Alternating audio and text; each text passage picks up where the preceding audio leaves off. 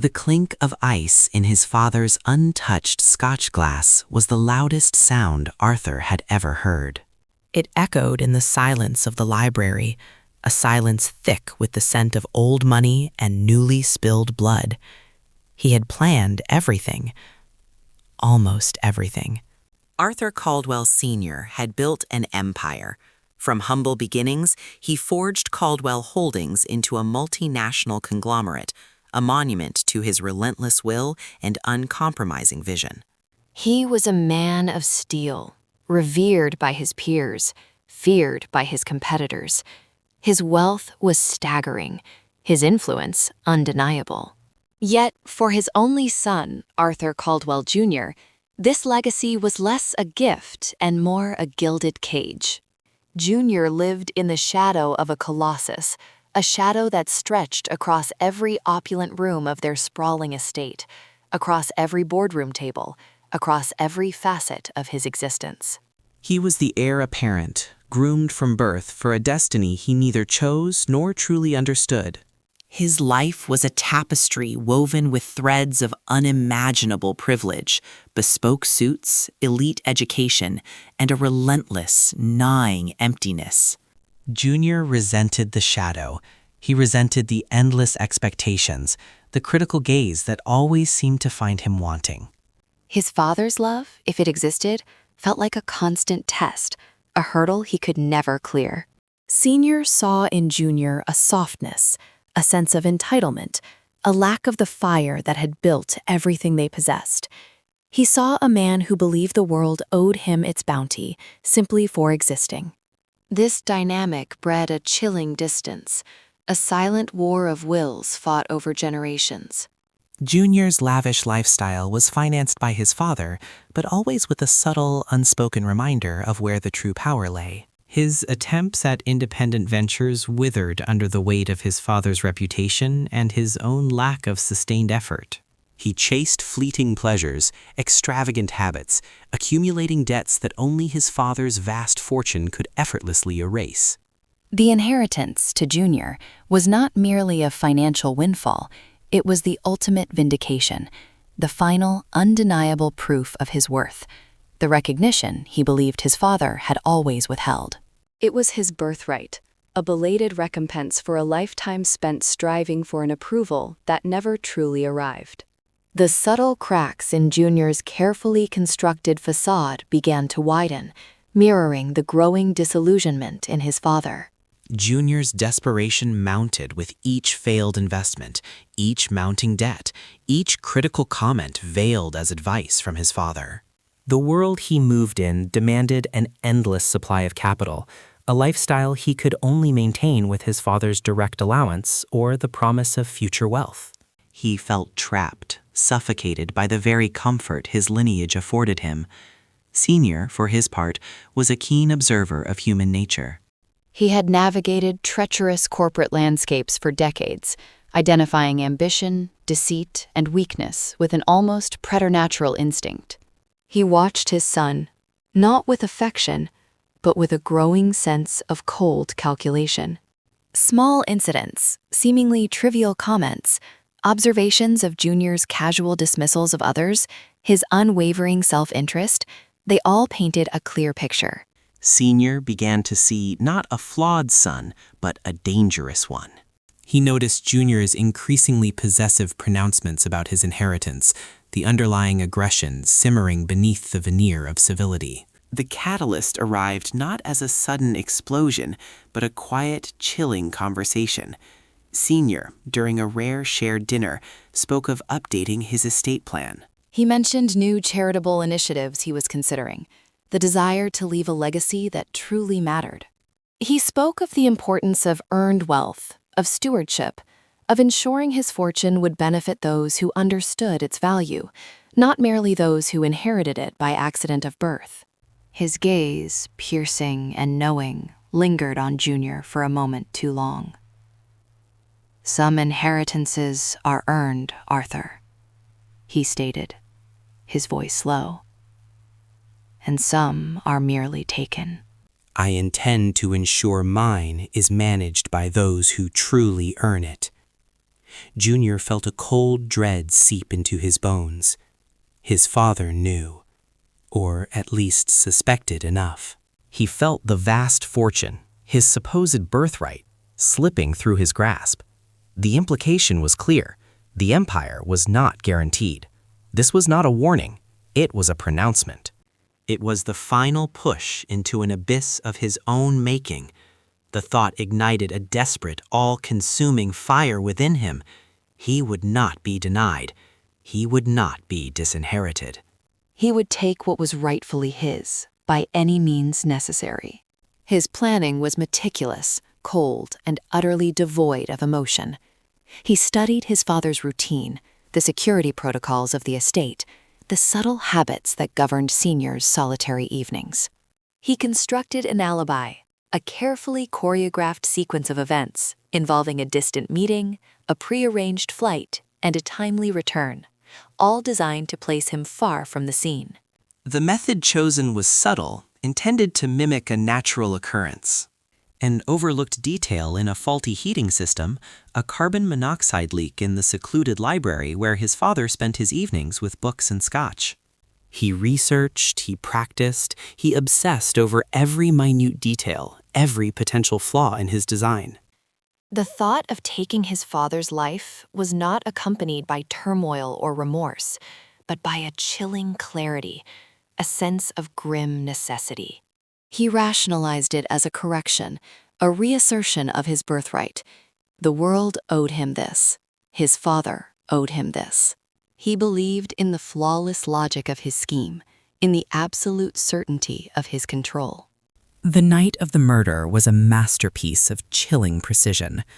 Junior arrived back at the estate well past midnight, having established his alibi across state lines. The house was quiet, bathed in the soft glow of distant security lights. He moved through the familiar rooms with the silence of a ghost, his movements economical, deliberate. He knew his father would be in the library, a book open on his chest, a half-finished scotch on the side table. The adjustments to the old furnace were quick, almost surgical, ensuring a slow, silent release of the odorless gas into the library's sealed environment. He watched for a moment through the partially open door as his father stirred faintly, a subtle cough, then settled back into what appeared to be a deep sleep.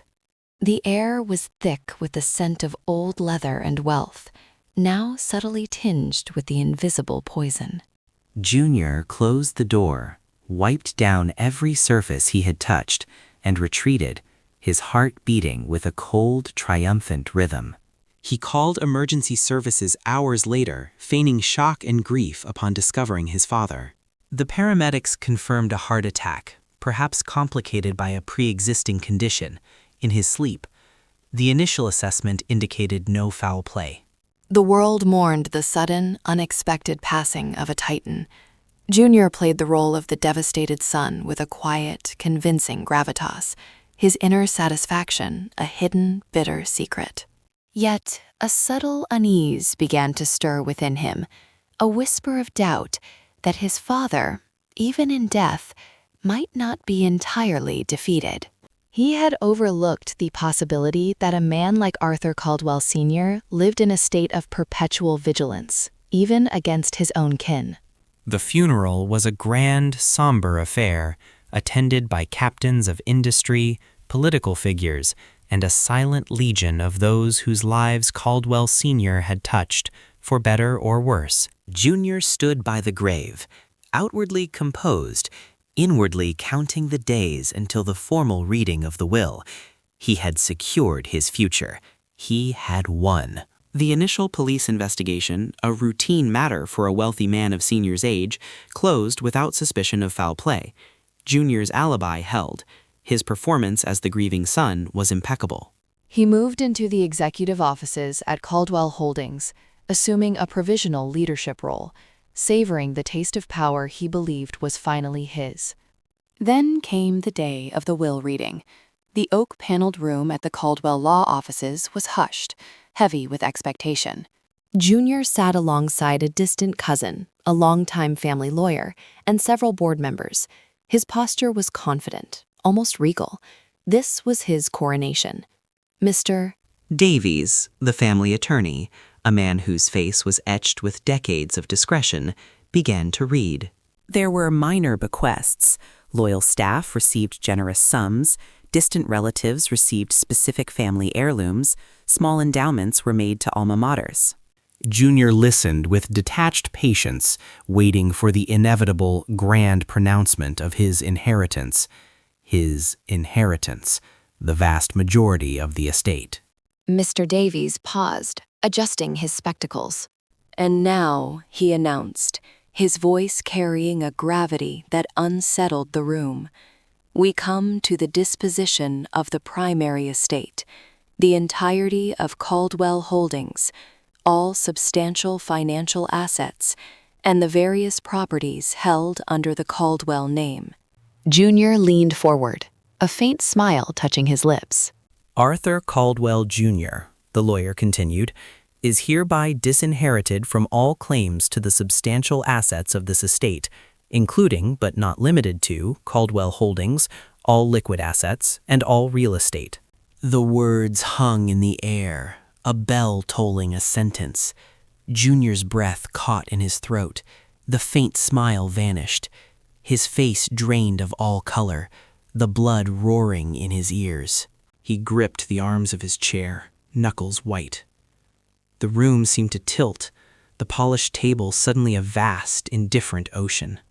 Mr. Davies continued, his voice steady, unwavering. The will, dated a mere 3 weeks prior to Mr. Caldwell Sr.'s passing, explicitly states, due to irreconcilable differences, a profound and prolonged disappointment in the character of my son, Arthur Caldwell, Jr., and a clear understanding of his intentions, it is my unwavering wish that he shall receive no part of the wealth I have painstakingly amassed.